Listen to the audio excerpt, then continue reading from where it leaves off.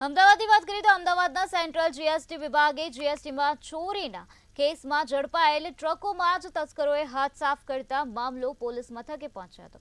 GST વિભાગે November 2023માં અસલાનીના Radhakrishna એસ્ટેટમાંથી બિલ્ટી વિનાના પાન મસાલા ભરેલ 2 ટ્રકો ઝડપી પાડ્યા હતા।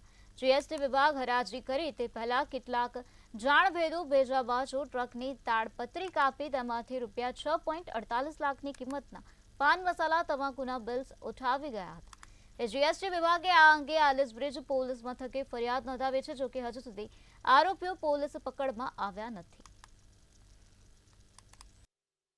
બેફામ બનેલા તસ્કરો હવે સરકારી કચેરીઓમાં ઘૂસીને પણ ચોરી કરતા ખચકાટ અનુભવતા નથી।